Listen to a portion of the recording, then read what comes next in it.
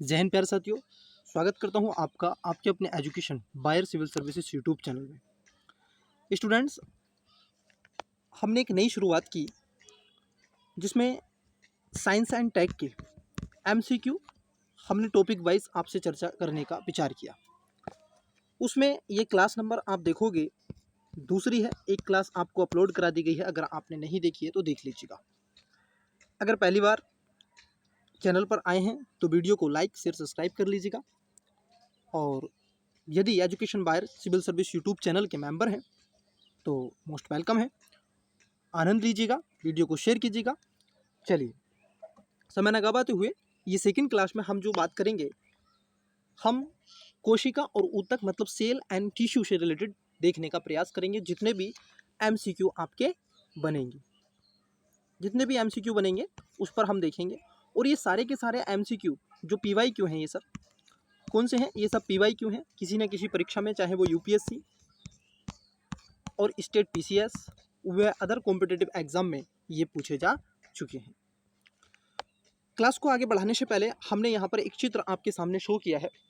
यहाँ पर जो आपको दिख रही है सर, एक सेल दिख रही है। इस सेल में विभिन्न प्रकार के स्ट्रक्चर हैं। आप देखोगे यहाँ पर न्यूक्लियस आपको दिख रहा है। न्यूक्लियस के आप देखोगे इन्वॉल्व दिख रहे हैं, न्यूक्लियस ये आपको मिला हुआ दिखेगा। साइटोप्लाज्म है, सेल मेम्ब्रेन आपको दिख रही है, ये चारों तरफ ये एक तरीके से जहाँ से कटा हुआ है। माइटोकॉन्ड्रिया ये आपको नज़र आ रही है। राइबोसोम ये मटेरियल है। फ्री राइबोसोम वगैरह जो है, गोल्जिकाय आपको दिख रहा है। सिकेट्री आपको ये भी दिख रहा है। इन सब के अलावा आप देखोगे लाइसोसोम इधर, और कोनेस्टोमी व अन्य इसके कंट्रोसिस, अलग अलग चीज़ें आपको यहाँ पर नज़र आ रही हैं। एक बार इसको अच्छे से देख लीजिएगा। यहाँ पर आप देख रहे हैं शिला ये इसकी है, और माइक्रोविली ये जो आप देख रहे हैं, ये जो इसके निकले हुए हैं ये क्या है? शिला हैं। और ये छोटे छोटे बॉल आपको दिखाई दे रहे हैं, तो इसको माइक्रोविली के रूप में जाना जाता है। तो ये माइटोकॉन्ड्रिया है सर, ठीक है। ये आपको एक सेल के रूप में हमने दिखाया। एक और चित्र हम लेकर के आए ताकि आप इस चित्र को अच्छे से आप देख सकें, ऑब्जर्व कर सकें, ताकि इनसे जुड़े हुए कई ऐसे क्वेश्चन आपको देखने के लिए मिलेंगे। इसलिए आप अगर इन क्वेश्चन को पहले करने से अगर आप इन चीज़ों को देख लेंगे तो आई होप आप अच्छे से ऑब्जर्व कर सकते हैं। जैसे आपने देखा होगा यहाँ पर प्लांट सेल और एनिमल सेल डायग्राम आपको यहाँ पर दिख रहे हैं। ये जो है ये आप देख रहे हैं, ये प्लांट सेल है, ठीक है। ये वाली जो है ये प्लांट सेल है, ये एनिमल सेल है, जो गोल वाली है ये एनिमल सेल है, ठीक है। यहाँ तक चीज़ें क्लियर हो गई। मैं आपको एक और बात यहाँ पर बताना चाहता। सबसे पहले आइए हम देख लेते हैं प्लांट सेल के बारे में। तो इसमें अगर आप देखोगे यहाँ पर एंडोप्लाज्मिक रेटिकुलम आपको दिखाई दे रहा है, ये वाला, ये जो गुलाबी कलर का मैटर है, जैसे गुलाब का फूल होता है, ठीक है। यहीं पर आपको स्मूथ एंडोप्लाज्मिक रेटिकुलम, ठीक है, पूरा ये यहाँ पर न्यूक्लियस आपको दिखाई दे रहा है। ये राइबोसोम देखो, इसमें भी दिखाई देगा आपको राइबोसोम, ध्यान रखना। माइक्रोबॉडी, ये इस क्षेत्र में माइक्रोबॉडी भी आपको मिलेगी। सेल वॉल, ये सेल वॉल है। माइटोकॉन्ड्रिया देख रहे हो, इसमें भी माइटोकॉन्ड्रिया है। प्लाज्मा मेम्ब्रेन यहाँ आपको दिख रही है, इसको झिल्ली कहते हैं। वैकुलस आपको ये मिल रहा है वाइट कलर का ऐसा टिश्यू सा। इन सब के अलावा आप देखोगे क्लोरोप्लास्ट, ये आपको मिलेगा क्लोरोप्लास्ट। गोल्जिकाय भी आपको मिलेगा। अब हम बात कर लेते हैं एनिमल्स पे। ये तो हो गया आपका प्लांट्स। अब बात कर लेते हैं एनिमल्स या ह्यूमन सेल्स कैसी होती है। आप देखोगे यहाँ पर आपको मिलेगा न्यूक्लियस, ये केंद्र में बिल्कुल, ठीक है, ये न्यूक्लियस है। इनके अलावा यहाँ पर आपको न्यूक्लियस मेम्ब्रेन मिल रही है, एक झिल्ली है, ठीक है। यहाँ पर आपको मिलेगी लाइसोसोम, ये आपको दिख रहा होगा लाइसोसोम। माइटोकॉन्ड्रिया इसमें भी है। न्यूक्लियस ये भी आपको मिलेगा। प्लाज्मा मेम्ब्रेन मिलेगा। यहाँ पर आपको एंडोप्लाज्मिक रेटिकुलम इसमें भी है, स्मूथ इसमें भी है, और राइबोसोम यहाँ पर भी है। अब स्टूडेंट्स एक चीज़ देखना, राइबोसोम इसमें भी है, इसमें भी है। माइटोकॉन्ड्रिया इसमें भी है, इसमें भी है। गोल्जिकाय दोनों में है। साइटोप्लाज्म की अगर बात कर लें, साइटोप्लाज्म केवल और केवल एनिमल सेल में आपको मिलेगा, ध्यान रखना। साइटोप्लाज्म केवल और केवल एनिमल में मिलेगा। उसके साथ साथ आप देखोगे ये तो सब और लगभग इसी में देखने के लिए आपको मिलेंगे, ठीक है। एक बार आप भी अपने स्तर पर इसको देख लीजिएगा वीडियो को, ठीक है, सही से। चलिए समय न गवाते हुए पहले क्वेश्चन की तरफ बढ़ते हैं। पहला क्वेश्चन देखते हैं। आई होप आपको क्वेश्चन विजिबल हो रहा होगा और चीज़ें शार्प हो रही होंगी, और मुझे उम्मीद है कि ये क्लासेस आपके लिए बहुत ज़्यादा उपयोगी साबित होने वाली है। ये क्लासेस यूपीएससी और स्टेट पीसीएस व अदर कॉम्पिटिटिव एग्जाम को ध्यान में रख करके डिज़ाइन की जा रही हैं। इस पर स्वयं मेरे मार्गदर्शन में ये क्लासेस कंटेंट तैयार होता है, ठीक है, जिसमें मैं स्वयं पार्टिसिपेट करता हूँ, क्योंकि मैं स्वयं उसमें कहीं ना कहीं संलिप्त रहता हूँ। तो मेरे दृष्टिकोण में मेरे ही रहते हुए ये कंटेंट आपका रेडी होता है। तो चलिए पहला क्वेश्चन देखते हैं। आइए, पहला क्वेश्चन है, निम्नलिखित में से कौन सा कोशिकांग अपने डीएनए में उपस्थित जीन को सम्मिलित करते हुए इसके स्वयं के प्रोटीन का संश्लेषण करता है? ऑप्शन नंबर ए अंतःप्राद्रव्य जालिका, बी प्लाज्मा झिल्ली, c plastid, d lysosome. Video को पॉज कीजिएगा, करेक्ट आंसर बताने का प्रयास कीजिएगा। पूछा गया है आपसे, कोशिकांग अंग अपने डीएनए में उपस्थित जीन को सम्मिलित करते हुए स्वयं के प्रोटीन का संश्लेषण करता है। तो ऑप्शन नंबर सी इसका राइट आंसर हो जाएगा, प्लास्टिड। आप देखोगे हमारा उद्देश्य केवल यही नहीं है कि आपको आंसर बता दें, बल्कि इनके अलावा और भी तथ्यों से आपको अवगत कराना है। आप देखोगे जो प्लास्टिड होता है ये एक तरीके से भारी संरचना, ये माइटोकॉन्ड्रिया की तरह होते हैं। किसकी तरह होते हैं? माइटोकॉन्ड्रिया की तरह ये आपको देखने के लिए मिलेंगे। इन सब के अलावा माइटोकॉन्ड्रिया की तरह प्लास्टिड में भी अपना डीएनए और राइबोसोम होता है। इसमें ध्यान रखना, इसका डीएनए भी होता है और राइबोसोम भी होता है। इसका डीएनए और राइबोसोम भी आपको देखने के लिए मिलेगा, जिसमें यह प्रोटीन के लिए आप देखोगे संश्लेषण करता है। और प्लास्टिड दो प्रकार का होता है, ये भी ध्यान रखना। एक को बोलते हैं क्रोमोप्लास्ट, ये दो प्रकार का होता है। एक होता है क्रोमोप्लास्ट,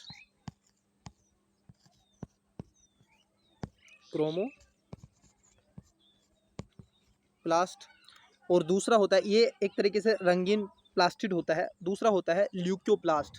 कौन सा होता है? ल्यूकोप्लास्ट। तो दो तरीके का होता है, क्रोमोप्लास्ट और ल्यूकोप्लास्ट आपका प्लास्टिड, ठीक है, इसको ध्यान में आपको रखना है। और जो ल्यूकोप्लास्ट होता है ये श्वेत या फिर रंगीन दोनों तरीके का हो सकता है। चलिए अगले क्वेश्चन की तरफ बढ़ते हैं। आइए, नेक्स्ट क्वेश्चन है आपका, डीएनए की उप इकाइयों को क्या कहते हैं? Option number a nucleotide, b केंद्रीकाभ nucleosome, c nucleoside, d polypeptide. तो वीडियो को पॉज कीजिएगा, करेक्ट आंसर बताने का प्रयास कीजिएगा। राइट आंसर हो जाएगा, जो डीएनए की उप इकाइयों को कहते हैं न्यूक्लियोटाइड, इनको कहा जाता है। आपको बता दें कि डीएनए के बारे में थोड़ा सा संरचना के बारे में आइए जान लेते हैं। देखिए सर, डीएनए किसकी बात कर रहे हैं हम? डीएनए की बात कर रहे हैं। डीएनए आप देखोगे जीव कोशिकाओं में डीएनए जो होता है D Roxy ribo nucleic acid इसकी फुल फॉर्म होती है। आरएनए होता है, एक आरएनए होता है, इसकी फुल फॉर्म होती है राइबो न्यूक्लिक एसिड। और ये दो प्रकार का होता है, न्यूक्लिक अम्ल इसमें पाए जाते हैं। ये न्यूक्लियोटाइड्स के बहुलक होते हैं और प्रत्येक न्यूक्लियोटाइड 3 प्रकार का होता है। इसमें अगर हम देखें तो इसमें 3 प्रकार होते हैं। क्या होते हैं? 3 प्रकार का होता है। आइए इन प्रकारों को मैं आपसे चर्चा कर लेता हूँ। देखिए ज़रा प्रकारों की बात कर लेते हैं, क्योंकि न्यूक्लियोटाइड के 3 प्रकार होते हैं। पहला एक होता है नाइट्रोजन के क्षार। क्या होते हैं? नाइट्रोजन के क्षार होते हैं स्टूडेंट्स। दूसरा आप देखोगे पेंटोज शर्करा होता है। क्या होता है? पेंटोज शर्करा होता है, पेंटोज शर्करा होता है। तीसरा होता है फास्फोरिक अम्ल। क्या होता है? फास्फोरिक एसिड होता है। तो ये आपको ध्यान में रखना है, ठीक है। नाइट्रोजन के क्षार होते हैं, फास्फोरिक एसिड होता है और उसके साथ साथ पेंटोज आप देखोगे शर्करा होता है। तो इसका राइट आंसर क्या हो जाएगा? ऑप्शन नंबर ए इसका करेक्ट आंसर हो जाएगा। अगले क्वेश्चन की तरफ बढ़ते हैं। चलिए नेक्स्ट क्वेश्चन देखिए, क्वेश्चन क्या है।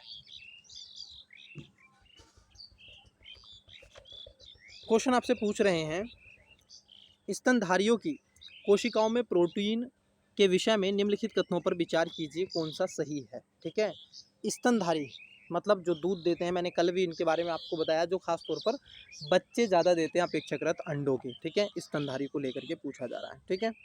ऑप्शन नंबर ए है, स्तनधारियों की कोशिकाओं में प्रोटीन का संश्लेषण कोशिका झिल्ली में होता है।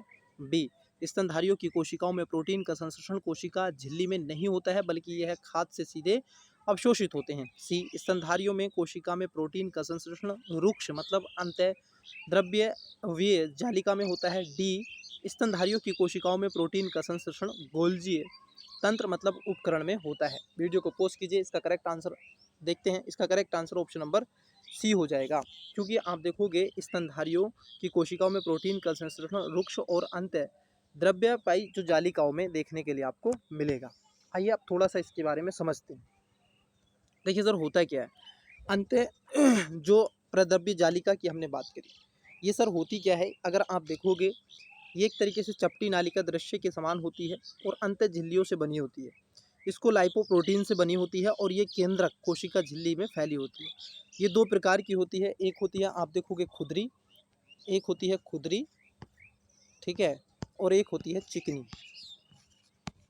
ये दो प्रकार की होती है, एक होती है खुदरी और एक होती है चिकनी। जो खुदरी होती है उसको राइबोसोम्स की उपस्थिति के कारण ये खुदरी होती है और यह प्रोटीन का संश्लेषण श्रावण में सक्रिय भाग लेती है, ठीक है। यहाँ पर प्रोटीन का संश्लेषण होगा कहाँ पर, यहाँ जहाँ पर खुदरी है यहाँ पर प्रोटीन का संश्लेषण होगा, ये ध्यान में रखना है। जो चिकनी होती है इसमें राइबो जो सोम्स होता है अनुपस्थित होता है और इसी कारण आप देखोगे यह लिपिड और स्टेराइड संश्लेषण में होती है। यहाँ पर क्या होता है, एक तो लिपिड या फिर स्टेराइड संश्लेषण में ये महत्वपूर्ण भूमिका निभाती है जो चिकनी होती है, क्योंकि यहाँ पर आपका राइबोसोम्स क्या होता है, अनुपस्थित होता है चिकनी में। चलिए अगले क्वेश्चन की तरफ बढ़ते हैं। देखिए क्वेश्चन क्या है, क्वेश्चन है डीएनए के दो स्ट्रैंड बंधे होते हैं। ऑप्शन नंबर ए हाइड्रोजन बॉन्डों द्वारा, बी सहसंयोजक बॉन्डों द्वारा, सी स्तर विद्युत बल्ब द्वारा, डी वांडर वाल्स बलों द्वारा।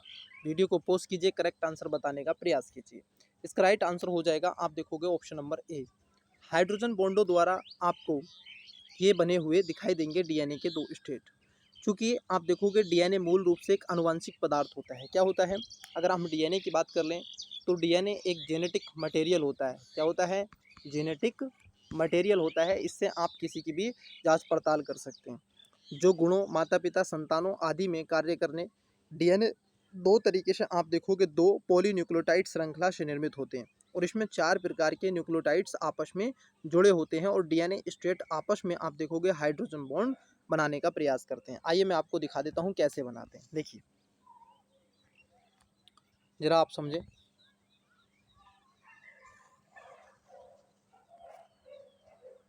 सॉरी एक सेकेंड रुकिए।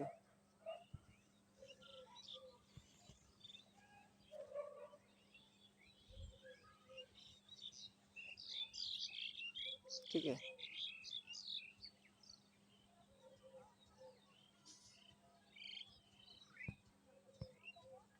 ये कुछ इस तरीके से बॉन्ड बनाने का प्रयास करते हैं और इसी को ही हाइड्रोजन हम क्या कहते हैं, आप देखोगे बॉन्डों द्वारा इसको प्रदर्शित करते हैं। आपको बता दें कि इसमें जो नाइट्रोजन के बेसिस पेयर होते हैं, क्षार होता है। अगर हम देखें तो इसमें एडनिन गुआनिन साइटोसिन थाइमिन, तो ये इस तरीके से AGTC होता है, ठीक है। इसको थोड़ा सा आपको क्या है ध्यान में रखना है। चलिए अगले क्वेश्चन की तरफ बढ़ते हैं। नेक्स्ट क्वेश्चन देखते हैं। क्वेश्चन है आपका निम्नलिखित में से कौन से भाग वनस्पति और जंतु दोनों ही कोशिकाओं में पाए जाते हैं। मतलब ऐसा कौन सा है कि आपको दोनों में देखने के लिए पार्टिकुलरली मिल जाएगा। ऑप्शन नंबर ए कोशिका कला, बी हरित लवक। देखो ए में कह रहे हैं कोशिका कला, हरित लवक और रिक्तिका, बी कोशिका भित्ति केंद्रक रिक्तिका, सी कोशिका कला कोशिका द्रव और केंद्रक, डी कोशिका भित्ति और हरित लवक कोशिका द्रव। करेक्ट आंसर इसका हो जाएगा ऑप्शन नंबर सी। आप देखोगे जो वनस्पति और जंतु, मैंने इसीलिए आपको पहले दो चित्र दिखाए ताकि आप उसको बड़े अच्छे से रेडिफाई कर सकें, अच्छे से आप उसको क्या कर सकें, देख सकें, समझ सकें, ठीक है। और आप देखोगे ये दो चीज़ें दोनों में कॉमन होती हैं। ये तीन चीज़ें होती हैं, एक तो कोशिका कला आपको मिलेगी, कोशिका द्रव मिलेगा और न्यूक्लियस दोनों में होता है। परंतु अगर हम देखें जो आपका हरित लवक है, ये जो हरित लवक है ये आपको नहीं मिलेगा, ठीक है। और यहाँ पर कोशिका भित्ति, ठीक है, ये डिफरेंट होती है। हरित लवक कोशिका भित्ति ये तो अलग है। तो इसलिए राइट आंसर क्या हो जाएगा, ऑप्शन नंबर ए सी हो जाएगा, ठीक है। क्योंकि कोशिका झिल्ली और कोशिका कला द्रव्य कोशिका केंद्रक जंतु पादप दोनों में आपको मिलेगा, वहीं कोशिका भित्ति केवल पादपों में मिलता है। अगर कोशिका भित्ति की बात कर ले, यहाँ पर ये जो कोशिका भित्ति भी है ये किस में मिलेगी, प्लांटों में मिलती है, केवल प्लांट में, ये ओनली प्लांट में मिलती है, एनिमल्स में नहीं मिलती है, ठीक है। और जो कि सेलुलोज की बनी होती है। हरित लवक सभी आप देखोगे पादप कोशिकाओं और कुछ प्रोटोजोआ में भी देखने के लिए मिलेगी, जंतु कोशिकाओं में अनुपस्थित होती है। कौन सा? हरित लवक। हरित लवक की बात कर लें, ये जो आपको हरित लवक मिलेगा, ये भी आपको क्या मिलेगा, ये भी आपको प्लांट्स में आपको देखने के लिए मिल जाएगा सर। ये भी आपको प्लांट्स में मिलेगा, ये एनिमल्स में नहीं मिलता है। प्रोटोजोआ में कुछ पाए जाते हैं, ये बात ठीक है, अनुपस्थित होती है इसमें। रिक्तिका और राजधानी जंतु कोशिकाओं में छोटी होती हैं और अनेक होती हैं, जबकि पादप कोशिकाओं में आप देखोगे राजधानियाँ बड़ी होती हैं। ये इसका बड़ा महत्वपूर्ण कारण माना जाता है और इसलिए इसमें आप देखोगे कोशिका कला और कोशिका द्रव्य व केंद्रक दोनों में पाए जाते हैं। चित्र देख लीजिएगा एक बार पीछे वीडियो को पॉज करके, अगर आपने नहीं देखे अच्छे से देख लीजिएगा, वहाँ से ये क्वेश्चन कर सकते हो। नेक्स्ट क्वेश्चन लेते हैं। क्वेश्चन आपका निम्नलिखित कथनों में से कौन सा एक सही है? ऑप्शन नंबर ए, प्रोकैरोटिक कोशिकाओं में नाभिक होता है। बी, वनस्पति और जंतु दोनों ही कोशिकाओं में कोशिका कला होती है। सी, यूकैरियोटिक कोशिकाओं में माइटोकॉन्ड्रिया और क्लोरोप्लास्ट नहीं पाए जाते हैं। डी, राइबोसोम केवल यूकैरियोटिक कोशिकाओं में उपस्थित होते हैं। वीडियो को पॉज कीजिए, करेक्ट आंसर बताने का प्रयास कीजिएगा। ऑप्शन नंबर इसका राइट आंसर हो जाएगा ऑप्शन नंबर बी। आप देखोगे ये पूछ रहा है सही, क्योंकि वनस्पति और जंतु दोनों में कोशिकाओं में आप देखोगे कोशिका कला देखने के लिए मिलते हैं। अभी पीछे आपको मिलेगा कोशिका कला और केंद्रक, ये और द्रव्यता, ये आपको द्रव्य भी दोनों मिलेगा, न्यूक्लियस भी आपको मिलेगा और उसके साथ साथ कोशिका कला भी आपको दोनों में मिलता है। कोशिका कला मतलब जिस आकार की कोशिका देखने के लिए आपको मिलेगी। वहीं आप देखोगे यहाँ पर कह रहे हैं, अगर पहले स्टेटमेंट की बात कर ले, ये कह रहे हैं कि प्रोकैरियोटिक कोशिकाओं में नाभिक होता है। बिल्कुल होता है, ये बात ठीक है। इसमें जो नाभिक है, नहीं, नाभिक नहीं होता है इसमें, ठीक है, नाभिक नहीं होता है इसमें, केंद्रक होता है, ठीक है। तो ये तो गलत हो गया, दूसरा ठीक होएगा। तीसरा, यूकैरियोटिक कोशिकाओं में माइटोकॉन्ड्रिया और क्लोरोप्लास्ट नहीं पाए जाते। देखो क्लोरोप्लास्ट नहीं होता है लेकिन माइटोकॉन्ड्रिया दोनों में होता है, ये गलत हो गया। राइबोसोम केवल आप देखोगे यूकैरियोटिक कोशिकाओं में उपस्थित होता है, नहीं, राइबोसोम दोनों में होता है। किसी में आपको जो देखो जो प्लांट होते हैं, ठीक है, जो पादप होते हैं जिनको हम प्लांट के नाम से जानते हैं, जो प्लांट होते हैं उसमें अगर राइबोसोम की बात कर लें तो राइबोसोम उसमें 70S का होता है। कितने का होता है? 70S का होता है। एनिमल्स की अगर हम बात कर लें तो एनिमल्स में जो राइबोसोम होता है वो 80S का होता है। ये दोनों में अंतर होता है परंतु दोनों में उपस्थित होता है। इसका राइट आंसर बी हो जाएगा, ठीक है, क्या हो जाएगा? बी हो जाएगा। चलिए अगले क्वेश्चन की तरफ बढ़ते हैं। अगला क्वेश्चन, और राइबोसोम प्रोटीन संश्लेषण के निर्माण में महत्वपूर्ण होता है और प्रोकैरियोटिक और यूकैरियोटिक दोनों कोशिकाओं में पाए जाते हैं। आइए क्वेश्चन देखते हैं नेक्स्ट। देखिए क्या है क्वेश्चन। क्वेश्चन है आपका, डीएनए की पॉलीन्यूक्लियोटाइड श्रृंखला में क्या संविष्ट होता है? ऑप्शन नंबर ए, नाइट्रोजन के क्षार, डीरोक्सी राइबो शर्करा और फास्फेट समूह। बी, एक नाइट्रोजिक क्षारक, राइबोसोम शर्करा और फास्फेट समूह। डी, सी डी ऑक्सीराइबोस शर्करा, राइबोस शर्करा और फास्फेट समूह। डी, केवल एक नाइट्रोजन क्षारक और फास्फेट शर्करा। वीडियो को पॉज कीजिएगा, आंसर बताने का प्रयास कीजिएगा। इसका जो राइट आंसर हो जाएगा वो होगा ऑप्शन नंबर ए। आप देखोगे डीएनए की अगर हम बात कर लें तो डीएनए के जो पॉलीन्यूक्लियोटाइड होते हैं उस श्रृंखला में नाइट्रोजन के क्षार होते हैं, डीऑक्सीराइबोस शर्करा होता है और फास्फेट समूह होता है। तो इसलिए इसका राइट आंसर ए हो जाएगा। अगर हम इस पर थोड़ा सा जाने डीएनए के बारे में, तो डीएनए एक न्यूक्लिक एसिड के रूप में होता है। जो डीएनए होता है स्टूडेंट्स, आप देखोगे जो डीएनए होता है आपका, डीएनए एक तरीके से न्यूक्लिक एसिड के रूप में आपको देखने के लिए मिलेगा। न्यूक्लिक एसिड आपको मिलेगा, इसकी फॉर्मेट में आपको ये मिलता है। इसके साथ साथ जो प्रोटीन के साथ में गुणसूत्र की संरचना बनाता है, और डीएनए की संरचना 3 प्रकार की होती है। इसमें आपको जो मिलेंगे आपको इसमें नाइट्रोजन के क्षार मिलेंगे, नाइट्रोजन के क्षार आपको देखने के लिए मिल जाएंगे। इसमें नाइट्रोजन के क्या होंगे? क्षार आपको मिलेंगे। पहली बात, ये जो नाइट्रोजन के क्षार होते हैं अगर आप इनको देख लें तो ये प्यूरिन और पिरीमिडीन से होते हैं। किससे होते हैं? प्यूरिन और पिरीमिडीन से ये क्या होते हैं? बने होते हैं। शुगर की बात कर लें तो डीएनए में डीऑक्सीराइबो नामक 5 कार्बन शुगर होते हैं, ठीक है। जो शुगर होता है ये 5 कार्बन शुगर के रूप में जाना जाता है। उसके बाद आता है फास्फोरिक अम्ल, इसके अंदर होता है Fe। तो राइट आंसर क्या हो जाएगा? ए हो जाएगा। आइए अगले क्वेश्चन की तरफ बढ़ते हैं। नेक्स्ट क्वेश्चन देखिए, क्वेश्चन क्या है। क्वेश्चन आपसे पूछ रहे हैं सूची 1 को सूची 2 से सुमेलित कीजिए। सूची 1 है और सही उत्तर को चुनना है और सूची 2 है। यहाँ पर आपको देख रखा है कोशिकांग, मतलब कोशिका के जो अंग हैं वो देख रखे हैं और इनके प्रकारों के बारे में चर्चा की जा रही है। जैसा कि माइटोकॉन्ड्रिया के बारे में दे रखा है, क्लोरोप्लास्ट है, राइबोसोम है, लाइसोसोम है। माइटोकॉन्ड्रिया की बात कर लें तो ये माइटोकॉन्ड्रिया एटीपी आप देखोगे निर्माण जिसमें समावास के रूप में जानी जाती है। मतलब कि ए का हो जाएगा सर आपका चौथा, क्या हो जाएगा, पहले वाले की अगर हम बात कर लें तो ए का हो जाएगा चौथा कि इसमें 4, ठीक है। उसके बाद अगर हम देखें राइबोसोम, राइबोसोम का हो जाएगा सर दूसरा, क्योंकि राइबोसोम जो करता है ये प्रोटीन के संश्लेषण में महत्वपूर्ण भूमिका आपको निभाता है, ठीक है। सी का हो जाएगा दूसरा। वहीं अगर हम देखें क्लोरोप्लास्ट की जो बात कर लें तो क्लोरोप्लास्ट प्रकाश संश्लेषण में महत्वपूर्ण भूमिका निभाता है, जो कि प्लांटों के अंदर, मतलब जो पेड़ पौधे होते हैं उसमें आपको देखने के लिए मिलेगा, ठीक है। बचा आपका लाइसोसोम, इसको अंतःकोशिकीय पाचन के रूप में महत्वपूर्ण भूमिका निभाता है, तो इसलिए आप देखोगे डी का हो जाएगा सर आपका तीसरा। तो जहाँ भी जिस स्टेटमेंट में चौथा, पहला, दूसरा, तीसरा होगा वो उसका राइट आंसर होगा। चलिए देखते हैं किसमें है। देखिए आंसर, अरे आंसर की नहीं है ना, चलो कोई दिक्कत नहीं है, फिर भी आपको ये मैंने आपको बता दिया है, इसका मिलान भी आप कर सकते हैं, मिलान से आप कर लेंगे चाहे तो। पहले का चौथा हो जाएगा। क्लोरोप्लास्ट की बात कर लें तो प्रकाश संश्लेषण, बी का पहला हो जाएगा। राइबोसोम आप देखोगे प्रोटीन का संश्लेषण करता है, बी का सी का तीसरा, दूसरा हो जाएगा। लाइसोसोम आप देखोगे अंतःकोशिकीय पाचन में महत्वपूर्ण भूमिका निभाता है, तो वैसे भी इसका मिलान आप कर सकते हैं। फिर भी थोड़ा सा आइए इनके बारे में मैं आपसे थोड़ा जान लेता हूँ। जैसा कि आपको मालूम है माइटोकॉन्ड्रिया ऑक्सीजन की उपस्थिति में भोजन और विखंडन ऊर्जा को मुक्त करती है, इसलिए इसको पावर हाउस कहा जाता है, ठीक है। क्या कहा जाता है, पावर हाउस कहलाता है। और मतलब 100 ग्राम में लगभग 3800 ग्राम में 38 कहीं ना कहीं एटीपी ऊर्जा उत्पन्न करती है। यही कारण है कि आप देखोगे माइटोकॉन्ड्रिया को पावर हाउस करते हैं। हरित लवक पर्णहाती उपस्थिति हरे रंग के होते हैं और ये प्रकाश संश्लेषण में महत्वपूर्ण भूमिका निभाते हैं। मतलब जो आप पेड़ पौधे देखते हैं उनका हरा रंग है, तो किसकी वजह से होता है, उसमें खास तौर पर आपको ये देखने के लिए मिलेंगे हरित लवक, ठीक है, प्लास्टिड।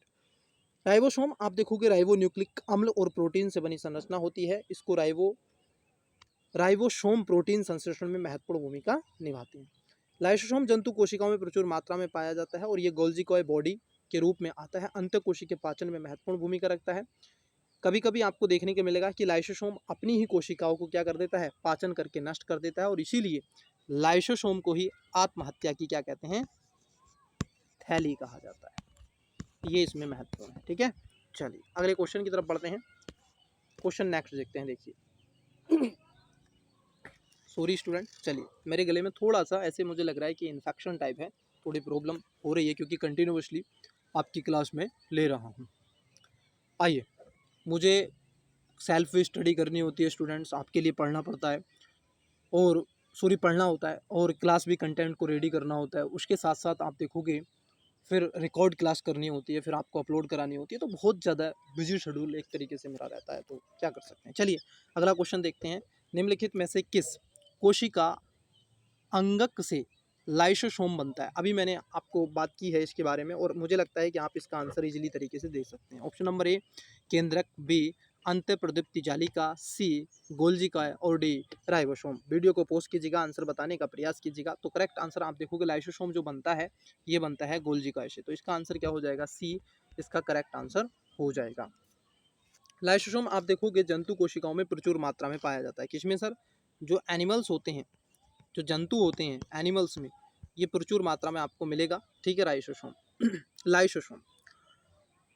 इसके अलावा ये गोल्जिका निर्माण में महत्वपूर्ण भूमिका निभाता है। कोशिकीय पाचन में इसका स्थान होता है। कभी कभी लाइसोसोम अपनी कोशिका के पाचन, और इसी को क्या कहते हैं, अभी मैंने आपको बताया था, लाइसोसोम को ही क्या कहते हैं, आत्महत्या की थैली कहा जाता है। आत्महत्या, ठीक है, थैली कहा जाता है, तो ये ध्यान में आपको रखना है। चलिए अगले क्वेश्चन की तरफ बढ़ते हैं। नेक्स्ट क्वेश्चन देखते हैं, क्वेश्चन नंबर अगला। देखिए क्या पूछा जा रहा है आपसे, प्राणी कोशिकाओं में कोशिकीय श्वसन का स्थान कौन सा है। मतलब जो प्राणी है, जो मैं हूँ और आप हैं, हम सब हैं, जितने भी जीव जंतु हैं, अगर उसमें श्वसन होता है तो वो कहाँ से। ऑप्शन नंबर ए है राइबोसोम, बी माइटोकॉन्ड्रिया, सी अंतःप्रदीप्ति जालिका और सी लाइसोसोम।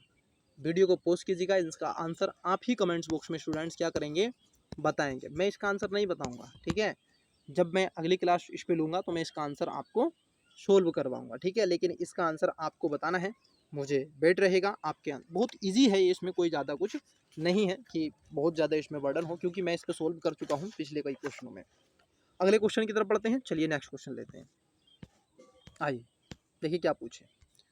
ये कथन कारण वाला क्वेश्चन आपसे पूछा जा रहा है। चलिए पहले कथन कारण पढ़ लेते हैं, फिर उसके बाद में हम चलेंगे ऑप्शंस पे, ठीक है। आइए पहले देख लेते हैं कथन कारण।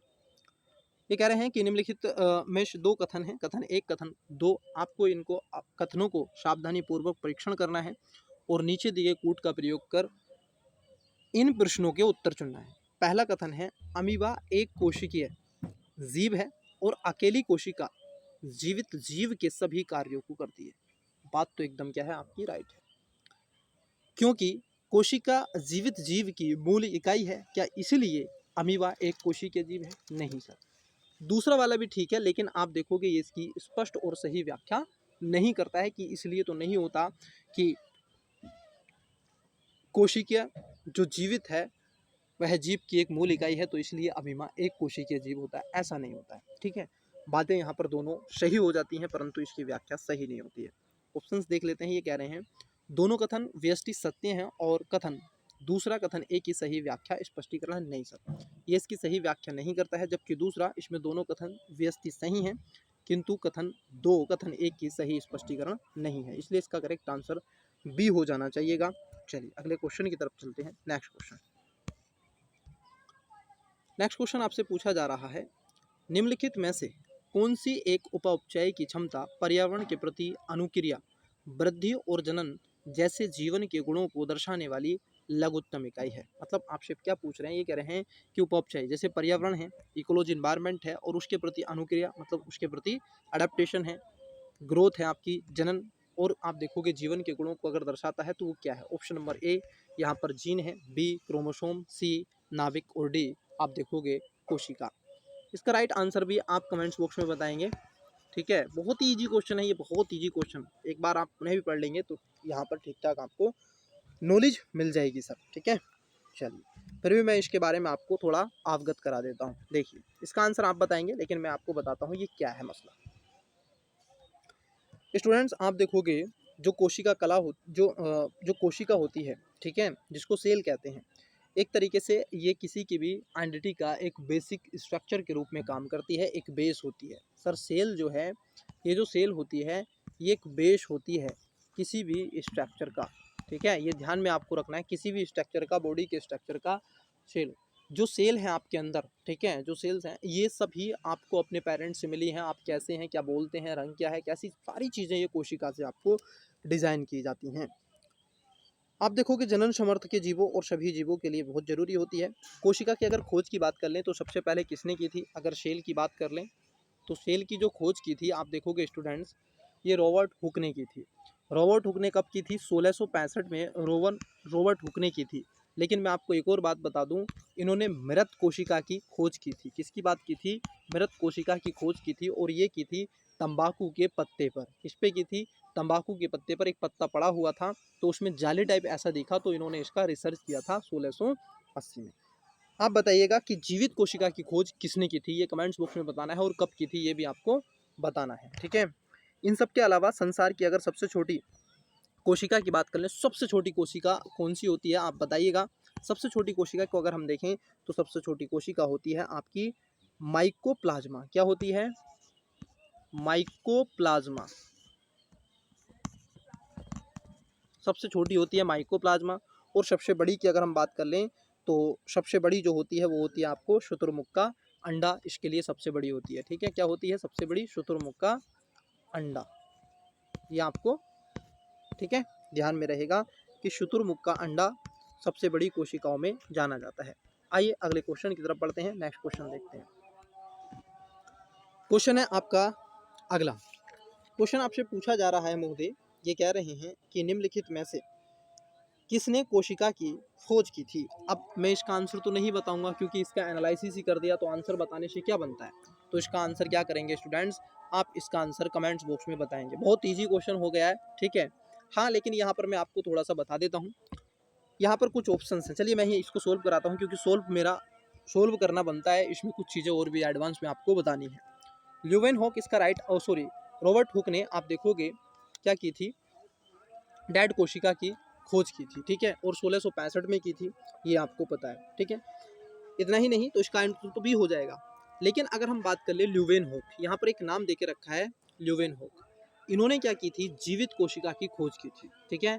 आप बताइएगा कब की थी, आप एक क्या करेंगे, डेट बताएंगे सर, आपसे डेट बताना है कि कब की थी, 1700 में की थी, 1800 में की थी, आई थिंक मुझे लगता है 1800 प्लस में समथिंग की थी इन्होंने, ठीक है, जहाँ तक मैं सोच पा रहा हूँ, ठीक है। इसको थोड़ा सा आपको क्या है ध्यान में रखना है। इन सब के अलावा यहाँ पर एक और नाम देके रखा है रॉबर्ट ब्राउन, ये भी नाम बहुत ही ज़्यादा चर्चिल है और ये बहुत ही नाम जाना जाता है, इसको भी आपको बताना है, ठीक है। चलिए तो अगले क्वेश्चन की तरफ बढ़ते हैं। तो मृत और जीवित जैसे जैसे नाम आते रहेंगे मैं आपसे चर्चा करते रहूँगा। अगले क्वेश्चन की तरफ बढ़ते हैं। चलिए सर देखिए क्या क्वेश्चन पूछे हैं। क्वेश्चन है आपका, निम्नलिखित में से किस एक कोशिकीय कोशिकांग समूह में डीएनए होता है। आपको बताना है डीएनए सर कहाँ पर होता है, डीएनए। ऑप्शन नंबर ए है सूत्रकणिका केंद्रक हरितलवक, बी सूत्रकणिका गुल्जिकाय केंद्रक, सी सूत्रकणिका जीवद्रव्य कला केंद्रक, डी हरितलवक केंद्रक राइबोसोम। वीडियो को पॉज कीजिएगा, करेक्ट आंसर बताने का प्रयास कीजिएगा और कभी हारना नहीं है महोदय। पहला जो इसका विकल्प हो जाएगा वो सही हो जाएगा, आप देखोगे, क्योंकि जो सूत्रकणिका और केंद्रक न्यूक्लियस और आप देखोगे हरितलवक यहाँ पर आपको डीएनए में देखने के लिए मिल जाएगा।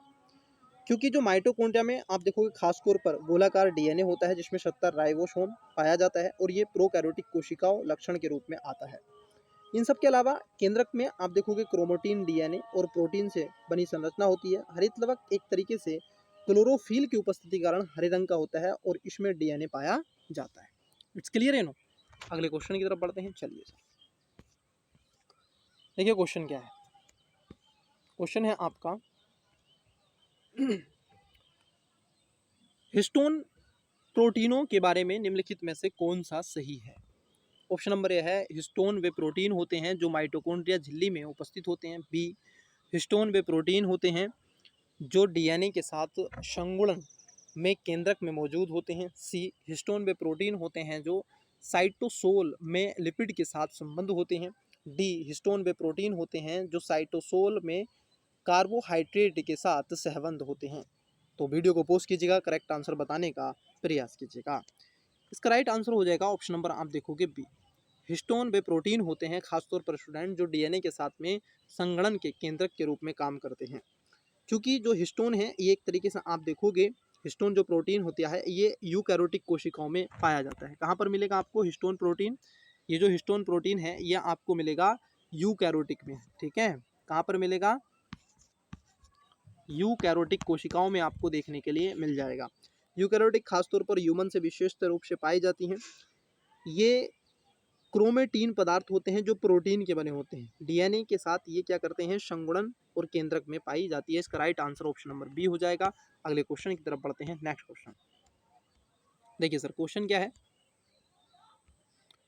क्वेश्चन है आपका, निम्नलिखित कथनों पर विचार कीजिए। 3 स्टेटमेंट देके रखे हैं और क्वेश्चन पूछा है उपयुक्त में से कौन सा ऐसे सजीवों जंतु और पौधों दोनों के लक्षणों में सम्मिलित होते हैं।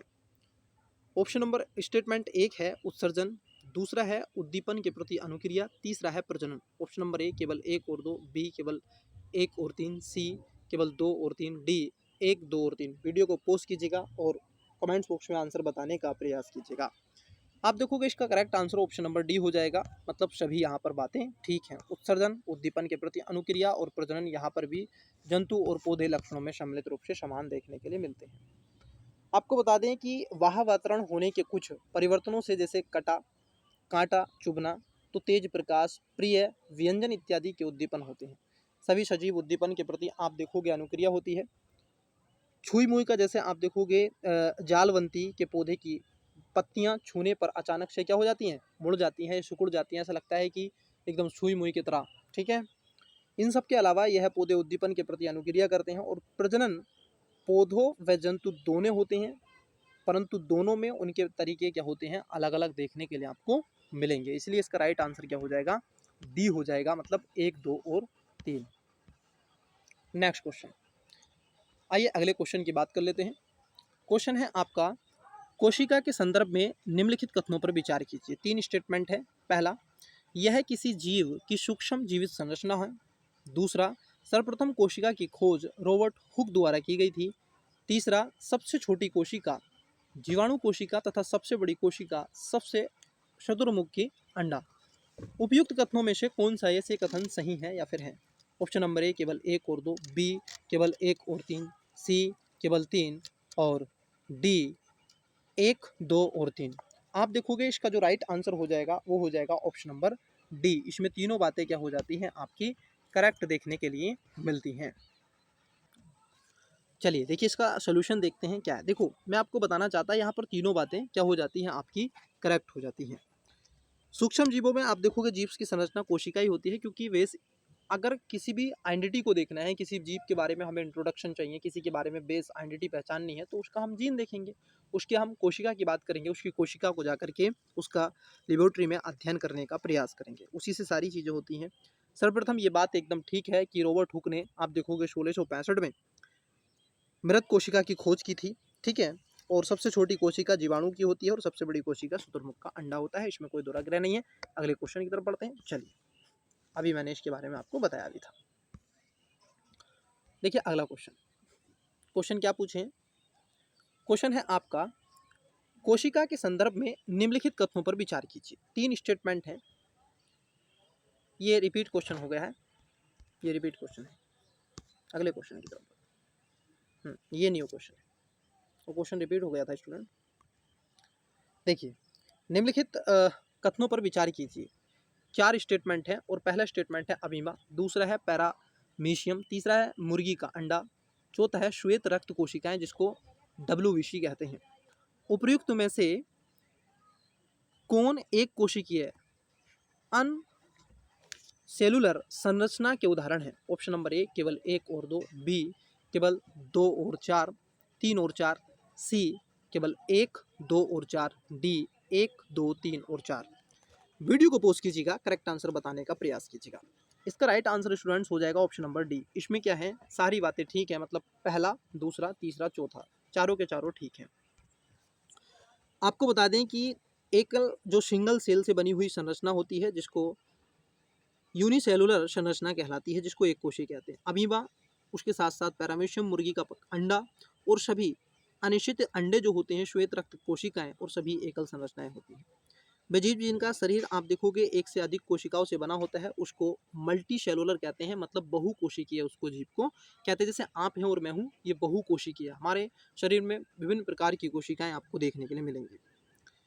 एक कोशिका जीवों में एकल कोशिका और सभी कोशिका होती हैं, जैसे श्वसन, उत्सर्जन, वृद्धि, जनन इत्यादि का काम करती हैं। बहुकोशिका जीवों में विशिष्ट कोशिकाओं के समूह संपादित के रूप में किया जाता है, इसलिए इसका right answer option number D हो जाएगा। आइए अगले क्वेश्चन की तरफ बढ़ते हैं। नेक्स्ट क्वेश्चन देखते हैं। देखिए क्वेश्चन है आपका, कोशिका के मूल घटक कोशिका झिल्ली, सेल मेम्ब्रेन, कोशिका द्रव जिसको साइटोप्लाज्म और केंद्रक न्यूक्लियस हैं, इन घटकों के संदर्भ में निम्नलिखित कथनों पर विचार कीजिए। 3 स्टेटमेंट है। पहला, कोशिका झिल्ली एक कोशिका को दूसरी कोशिका व घेरे हुए माध्यम जिसको से अलग करती है। दूसरा, कोशिका द्रव कोशिका झिल्ली एवं केंद्रक के बीच पाया जाने वाला एक जेली जैसा पदार्थ है। तीसरा, क्रोमोसोम अथवा गुणसूत्र केंद्रक में उपस्थित होता है। पूछा है उपयुक्त कथनों में से कौन सा ये से सही है या फिर है? ऑप्शन नंबर ए केवल 1 और 2, बी केवल 2, सी केवल 3, डी 1, 2 और 3। इसका राइट आंसर आप क्या करेंगे, वीडियो को पॉज करेंगे और बताएंगे। इसमें क्या है स्टूडेंट्स, आप देखोगे तीनों बातें आपकी ठीक हो जाती हैं, पहला, दूसरा और तीसरा ठीक हो जाता है। चलिए अगले क्वेश्चन की बात कर लेते हैं। अगला क्वेश्चन देखते हैं क्या है। देखिए अगला क्वेश्चन है, प्रोकैरियोटिक कोशिका के संदर्भ में निम्नलिखित कथनों पर विचार कीजिए। 2 स्टेटमेंट है। पहला, उपयुक्त कथनों में से कौन सा ये से सही है या फिर है? पहला स्टेटमेंट है कि इसमें केंद्रक झिल्ली अनुपस्थित होती है। दूसरा, विषाणु और नीले हरे शैवाल इसके उदाहरण हैं। पहला स्टेटमेंट इसमें ठीक हो जाएगा, ऑप्शन नंबर ए केवल 1, बी केवल 2, सी 1 और 2 दोनों, डी ना तो 1 ना ही 2। करेक्ट आंसर पूछा है इसमें, तो राइट आंसर हो जाएगा ऑप्शन नंबर ए। दूसरा इसमें गलत है, क्यों? क्योंकि यहाँ पर विषाणु बोले तो वायरस। आप देखोगे वायरस जो होता है ना ही तो ये प्रोकैरियोटिक है और ना ही ये यूकैरियोटिक है। अगर जब तक ये बाहर पड़ा हुआ है तो मृत अवस्था में होता है, डेड होता है, तो ये उस समय प्रोकैरियोटिक में होता है, सिंगल वर्जन में होता है। जैसे ही ये किसी की बॉडी के संपर्क में आता है, प्लांट में, फोना एंड फ्लोरा में जैसे ही आता है, एनिमल्स या फिर प्लांट्स में आता है, तो ये बहुकोशिकीय आप देखोगे उसके साथ साथ ये यूकैरियोटिक कहलाना स्टार्ट हो जाता है। तो इसलिए हम इसको किसी भी कैटेगराइज में नहीं रख सकते हैं। बाकी इसमें केंद्रक झिल्ली अनुपस्थित होती है, ये बात एकदम आपको देखने के लिए मिल जाएगी। ठीक है, चलिए अगले क्वेश्चन की तरफ बढ़ते हैं। नेक्स्ट क्वेश्चन देखते हैं सर क्या है। क्वेश्चन है आपका, आइए अगले क्वेश्चन को देखते हैं। क्वेश्चन देखिए क्या है। क्वेश्चन है आपका, पादप और जंतु कोशिकाएं एक दूसरे से भिन्नता रखती हैं और इस भिन्नता के संदर्भ में निम्नलिखित कथनों पर विचार कीजिए। 3 स्टेटमेंट है। पहला, जंतु कोशिका में पादप कोशिका से इतर कोशिका भित्ति नामक अतिरिक्त आवरण होता है। दूसरा, प्लास्टिड नामक रंगीन संरचनाएं केवल पादप कोशिका में ही पाई जाती हैं। तीसरा, जंतु कोशिका में अनेक छोटी छोटी रिक्तिकाएं होती हैं जबकि पादप कोशिका में एक बड़ी केंद्रीय रिक्तिका होती है। अगर हम देखें इसमें उपयुक्त में से कौन सा सही है, केवल एक, दूसरा केवल दो, सी 2 और 3, डी 1, 2 और 3। इसका जो करेक्ट आंसर हो जाएगा, आप देखोगे पहला इसमें गलत है, क्योंकि जंतु कोशिकाओं में पादप से इतर कोशिका भित्ति नामक अतिरिक्त आवरण नहीं होता है, ये इसमें गलत है। जबकि आप देखोगे तो यहाँ पर आपको दूसरा और तीसरा मिलेगा। आंसर इसका सी क्या हो जाएगा, करेक्ट आंसर हो जाएगा। चलिए अगले क्वेश्चन की तरफ बढ़ते हैं। नेक्स्ट क्वेश्चन देखते हैं। आइए नेक्स्ट क्वेश्चन। पहले हम क्या कर लेते हैं स्टूडेंट्स, इसके मिलान कर लेते हैं। पहले देखते हैं क्या क्या चीज़ें आपको हैं। सूची 1 को सूची 2 से सुमेलित कीजिए। आविष्कार दे के रखा है और यहाँ पर आपको आविष्कारक दे के रखा है, मतलब किसने इसका आविष्कार किया है। जैसे कोशिका की खोज किसने की थी, आप देखोगे तो कोशिका की खोज तो आप जानते हैं रॉबर्ट हुक के द्वारा की गई थी। तो पहले का क्या हो जाएगा, चौथा हो जाएगा सर। ठीक है, ए का 4 हो जाएगा। सर्वप्रथम तालाब के जल स्वतंत्र रूप से जीवित कोशिका की खोज कितने की थी, लोवेन हॉक ने की थी। तो बी का चौथा, मतलब बी का दूसरा हो जाएगा। केंद्रक की खोज, अब देखो यहाँ पे मिला लेते हैं, ए का चौथा और बी का दूसरा। ए का चौथा बी का दूसरा देखते हैं। ए का चौथा बी का दूसरा, राइट आंसर है बी। ठीक है, वहीं आप देखोगे केंद्रक की खोज किसने की थी, तो रॉबर्ट ब्राउन ने की थी। इन सब के अलावा ब्लेक रिएक्शन विधि की खोज किसने की थी, तो आप देखोगे कैमिली गोल्डिकोने के द्वारा की गई थी। तो ये भी आपको क्या है देखने के लिए मिलेगा। ठीक है, तो इसको आप देख सकते हैं, right answer option number B हो जाएगा। अगले क्वेश्चन की तरफ बढ़ते हैं। चलिए, ये डबल क्वेश्चन लगा दिया है। देखिए सर अगला क्वेश्चन देखते हैं क्या है।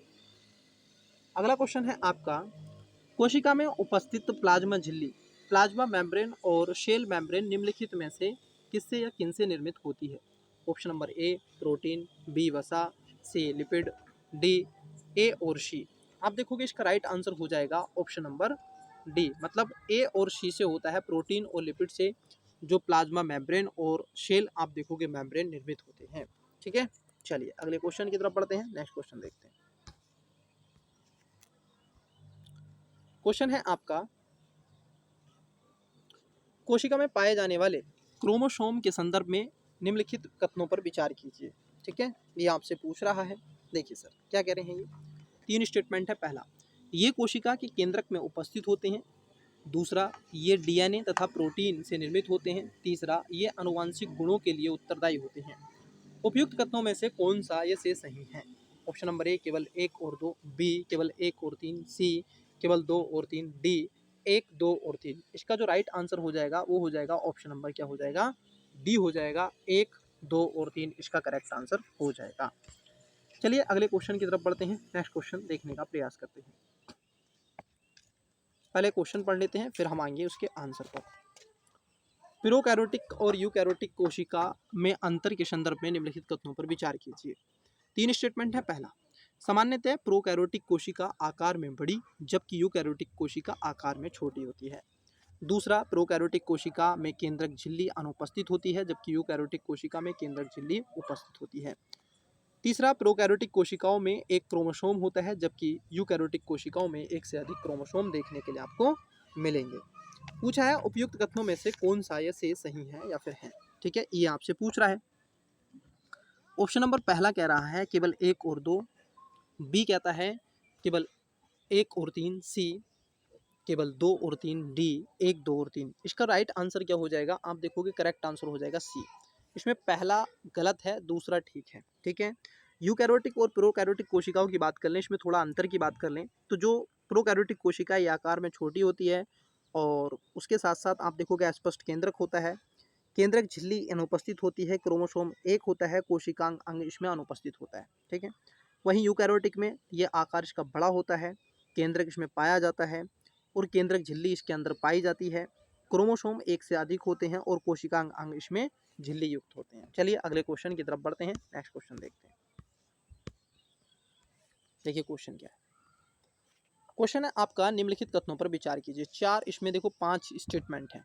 पहला है अंतर्द्रव्य जालिका जिसको एंडोप्लाज्मिक रेटिकुलम, दूसरा गोल्जी उपकरण, तीसरा लाइसोसोम तथा माइटोकॉन्ड्रिया, चौथा प्लास्टिड, पांचवा आपको मिलता है राजधानी जिसको वैकुलस कहते हैं। उपयुक्त में से कौन से कोशिकांग मतलब सेल ऑर्गेनल्स हैं। ऑप्शन नंबर ए केवल 1, 2 और 3, बी केवल 2 और 4, सी केवल 3, 4 और 5, डी 1, 2, 3, 4 और 5।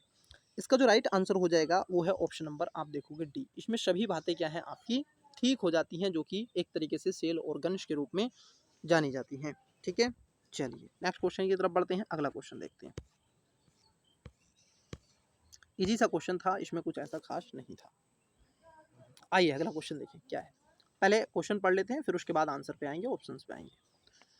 क्वेश्चन है आपका, अंतर्द्रावी जालिका जिसको ER 2 प्रकार की होती है, खुदरी अंतर्जालिका जिसको मैंने अभी पीछे करवाया था, ठीक है, जिसको बोलते हैं रफ एंडोप्लाज्मिक रेटिकुलम RER, तथा चिकनी अंतर्द्रव्य जालिका स्मूथ एंडोप्लाज्मिक रेटिकुलम जिसको SER के संदर्भ में निम्नलिखित तत्वों में से विचार कीजिए, मतलब आपको बताना है इसके बारे में। ठीक है, देखिए पहला स्टेटमेंट है, यह है कोशिका द्रव्य के विभिन्न क्षेत्रों के मध्य अथवा कोशिका द्रव्य के विभिन्न क्षेत्रों तथा केंद्रक के मध्य पदार्थों के परिवहन के लिए उत्तरदायी होती है। दूसरा, कशेरुकीय जंतुओं में यकृत की कोशिकाओं में SER विष तथा दवा के निराविष्करण जिसको बोलते हैं डिटोऑक्सीफिकेशन में महत्वपूर्ण भूमिका निभाती है। पूछ रहा है आपसे उपयुक्त में से कौन सा ये से सही है या फिर है। ऑप्शन नंबर ए केवल 1, बी केवल 2, सी 1 और 2 दोनों, डी ना तो 1 ना ही 2। इसमें स्टूडेंट्स आप देखोगे दोनों बातें ठीक हैं, क्योंकि आप सभी वाकिफ हैं। अभी मैंने पीछे आपको बताया था जो खुदरी होती है उसमें खासतौर पर आप देखोगे प्रकाश संश्लेषण के साथ में वहाँ पर जो विटामिन का संश्लेषण नहीं हो पाता है, जबकि चिकनी में चिकनी में नहीं हो पाता, खुदरी में हो पाता है। ठीक है, मैंने आपको बताया था। इसके जब लगभग दूसरा या तीसरा क्वेश्चन था उस पर मैंने इसके बारे में आपको बता दिया है। ठीक है, चलिए अगला क्वेश्चन देखते हैं, नेक्स्ट क्वेश्चन। लाइसोसोम के संदर्भ में निम्नलिखित कथनों पर विचार कीजिए। 3 स्टेटमेंट है। पहला, यह कोशिका का अपशिष्ट निपटान तंत्र है। दूसरा, इसमें बहुत शक्तिशाली पाचन एंजाइम होते हैं। तीसरा, इसे कोशिका की आत्मघाती थैली मतलब आत्म हत्या की थैली कहते हैं। उपयुक्त कथनों में से कौन सा या से सही है या फिर है। ऑप्शन नंबर ए केवल 1 और 2, बी केवल 2 और 3, सी केवल 3, डी 1, 2 और 3। इसका आप देखोगे करेक्ट आंसर हो जाएगा ऑप्शन नंबर डी। इसमें सारी बातें ठीक हैं, मैंने इसके बारे में भी लाइसोसोम के बारे में बता दिया और ये सारी चीज़ें इसी के बारे में चर्चा कर रही हैं कि ये कोशिका अपशिष्ट निपटान तंत्र होता है। यहाँ पर आप देखोगे जो प्रोटीन है एकत्रित हो जाती है, कोशिकाओं को ये क्या कर लेता है, एकत्रित कर लेता है, ज़्यादा हो जाती हैं तो यहाँ से सप्लाई करता है और ये कभी कभी इसका पाचन भी कर देता है, अपनी कोशिका को खा जाता है, इसलिए बहुत शक्तिशाली एंजाइम भी इसके अंतर्गत मिलता है। इसलिए right answer option number D हो जाएगा। अगले क्वेश्चन की बात कर लेते हैं, आइए अगला क्वेश्चन देखते हैं। क्वेश्चन है आपका, माइटोकॉन्ड्रिया के संदर्भ में निम्नलिखित कथनों पर विचार कीजिए। 4 स्टेटमेंट है। पहला, यह कोशिका का बिजली घर होता है, पावर हाउस ऑफ सेल कहा जाता है। दूसरा, इसमें दोहरी झिल्ली होती है। तीसरा, इसके अपने DNA तथा राइबोसोम होते हैं। चौथा, यह अपना कुछ प्रोटीन स्वयं संश्लेषित करते हैं। उपयुक्त कथनों में से कौन सा ये से सही है। ऑप्शन नंबर ए केवल 1, 2 और 3, बी केवल 2, 3 और 4, सी केवल 1 और 4, डी 1, 2, 3 और 4। वीडियो को पोस्ट कीजिएगा, करेक्ट आंसर बताने का प्रयास कीजिएगा। आइए, राइट आंसर इसका ऑप्शन नंबर डी है। इसमें चारों बातें माइटोकॉन्ड्रिया के बारे में एकदम सत्य बताई गई हैं। अगर आप इन बातों को भी ठीक से दिमाग में बैठा लें तो आपका बहुत ज़्यादा चीज़ें क्या हो जाएंगी, रिवाइज हो जाएंगी और आपको बहुत ही ज़्यादा इससे बेनिफिट मिलने वाला है।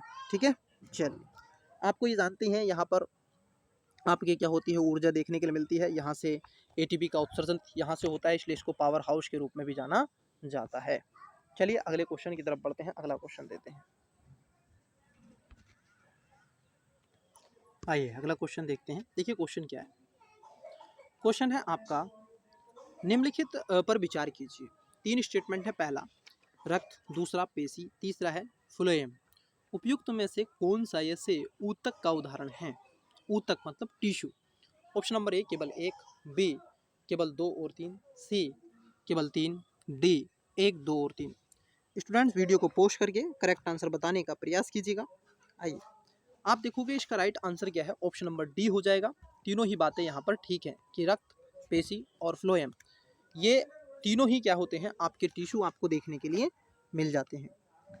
क्योंकि ये ऊतकों का निर्माण ही कोशिकाओं का समूह होता है और मनुष्य में रक्त तथा पेशी और पौधों में फ्लोएम होता है। देखो ये जो है, ये दो जो हैं, ये रक्त और जो पेशी हैं, ये आपको ह्यूमन में आपको देखने के लिए मिलेंगे, जबकि जो फ्लोएम है ये आपको प्लांट में देखने के लिए मिलेगा।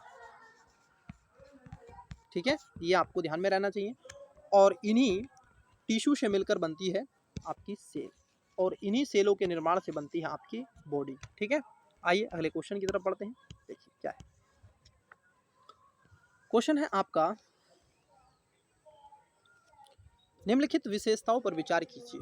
3 स्टेटमेंट हैं। पहला, यह पौधों की वह सतह पर प्राय एक मोम जैसा जल प्रतिरोधी परत बनाती है। दूसरा, यह पौधों की सबसे बाहरी परत है। तीसरा, यह पौधों के सभी भागों की रक्षा करती है। चौथा, उपयुक्त विशेषताएं निम्नलिखित में से किस कोशिका समूह की हैं? पहला है आप देखोगे स्केल्समाइन। देखो ये किस समूह की है? ऑप्शन नंबर ए है स्केलरे इनकाइमा, बी एपिडर्मिस, सी पेरे इनकाइमा, डी उपयुक्त में से कोई नहीं। वीडियो को पोस्ट कीजिएगा, करेक्ट आंसर बताने का प्रयास कीजिएगा। इसका राइट आंसर है ऑप्शन नंबर आप देखोगे बी।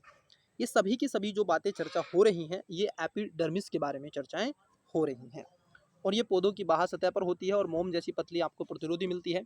पौधों को ये बाहरी आप देखोगे सबसे बाहरी परतों में से एक है और पौधों के सभी भाग में रक्षा करने का प्रयास करती है। आप कभी मरुस्थल वाले क्षेत्र में, मैंने पिछली क्लासेस में आपको एक दिखाया था, कुछ कटीली प्रजाति का कोई पौधा मैंने दिखाया था और मैंने कल के क्वेश्चन में आई होप आपको विजुअल शायद याद आ रहा है। ठीक है, उसके बारे में मैंने आपको बताया था और बड़ा अच्छा क्वेश्चन था। आइए अगला क्वेश्चन देखते हैं। पौधे और वृक्षों के संदर्भ में निम्नलिखित कथनों पर विचार कीजिए। पहला स्टेटमेंट है, जड़ों की एपिडर्मल कोशिकाएं पानी की सोखने का कार्य करती हैं। दूसरा, वृक्षों की छाल हवा एवं पानी के लिए इम्प्रेवर्स होती हैं। उपयुक्त कथनों में से कौन सा ये से सही है? ऑप्शन नंबर ए केवल 1, बी केवल 2, सी 1 और 2 दोनों, डी ना तो 1 ना ही 2। तो वीडियो को पोस्ट कीजिएगा, करेक्ट आंसर बताने का प्रयास आप कीजिएगा। तो इसका राइट आंसर ऑप्शन हो जाएगा, आप देखोगे करेक्ट आंसर ऑप्शन नंबर इसका सी हो जाएगा। दोनों बातें क्या हो जाती हैं, ये ठीक हो जाती हैं। स्टूडेंट जो जड़े की जो एपिडर्मल कोशिकाएं होती हैं पानी को सोखने का काम करती हैं। जैसे मैं आपको यहाँ पर एक प्लांट बना देता हूँ ताकि आपके दिमाग में एक चित्र रहेगा तो आपको चीज़ें बड़ी शार्प रहेंगी। ये जो आपको जड़ें दिख रही हैं ना स्टूडेंट्स, ये बॉक्स में एक में, ठीक है, यही क्या है, एपिडर्मल। ये क्या करती हैं, पानी को सोखने का काम करती हैं। और ये जो वृक्ष की छाल होती है ना, जैसे हवा चल रही है इधर ऐसे, तो हवा इससे आप देखोगे इसके इम्पेरिविशस के रूप में काम करती है और इसमें खास तौर पर उसके लिए अवैध के रूप में काम करने का प्रयास करती है। इसलिए इसमें दोनों बातें क्या हो जाती हैं, ठीक हो जाती हैं। चलिए अगला क्वेश्चन देखते हैं और इस क्लास का आई होप मुझे लगता है कि लास्ट क्वेश्चन होगा ये। हाँ, इस क्लास का लास्ट क्वेश्चन है स्टूडेंट्स। आइए अगला क्वेश्चन लेते हैं। ये क्वेश्चन है, रक्त के संदर्भ में निम्नलिखित कथनों पर विचार कीजिए। मतलब खून के संबंध में, ब्लड के संबंध में। 3 स्टेटमेंट है। पहला, रक्त एक संयोजी ऊतक है। दूसरा, लाल रुधिर कोशिकाएं श्वेत रक्त कोशिकाओं तथा प्लेटलेट्स को संयुक्त रूप से प्लाज्मा कहा जाता है। तीसरा, प्लाज्मा में प्रोटीन, नमक तथा हार्मोन्स उपस्थित होते हैं। उपयुक्त कथनों में से कौन सा ऐसे कथन सही है या फिर है? ऑप्शन नंबर ए केवल 1 और 2, बी केवल 1 और 3, सी केवल 2, डी 1, 2 और 3। आप देखो कि इसका जो करेक्ट आंसर हो जाएगा स्टूडेंट्स, आप इसका करेक्ट आंसर आपको बताना है, मुझे नहीं बताना है, मैं आपको बता देता हूँ। इसका करेक्ट आंसर भी आप ही को बताना है, ठीक है? इसका करेक्ट आंसर आपको बताना है। इसका जो क्वेश्चन को डिस्कस मैं करूँगा तो अगली क्लास में जब मैं आपसे मिलूँगा, ठीक है? आपसे अगली क्लास में इसका आंसर मैं डिस्कस करूँगा, ठीक है? आप इसको एक बार पुनः पढ़िएगा और अच्छे से इसको आंसर कमेंट्स बॉक्स में इसका बताएंगे, ठीक है? तो स्टूडेंट्स आज की क्लासेस में इतना ही। मन लगा के पढ़ते रहिएगा। आपको सेशन कैसा लग रहा है कमेंट्स बॉक्स में आवश्यक रूप से बताइएगा। दोस्तों के साथ में वीडियो को शेयर कीजिएगा और चैनल को अधिक से अधिक विस्तार करने का सपोर्ट कीजिएगा, ठीक है? जितना बड़ा आपका एजुकेशन बायर परिवार होगा, आप उसके सदस्य होंगे, ठीक है? उतना ही हमें मोटिवेट मिलेगा, क्योंकि मैं आपसे यहाँ पर कोई 1 रुपये की फ़ीस नहीं ले रहा हूँ। सारी चीज़ें निःशुल्क और ऑथेंटिक सारी चीज़ें मैं आपको कवर करवा रहा हूँ, और ऐसी जो पूरे यूट्यूब पर आपको नहीं मिलेगी। मैं कोई फ्रॉड नहीं कर रहा, मैं आपको एक-एक चीज़ कंटेंट की दे रहा हूँ सर। सारे के सारे PYQ हैं। तो बेस्ट ऑफ लक, मिलते हैं आपसे अगली क्लासेस में, तब तक के लिए मन लगा के पढ़ते रहिएगा। बाय।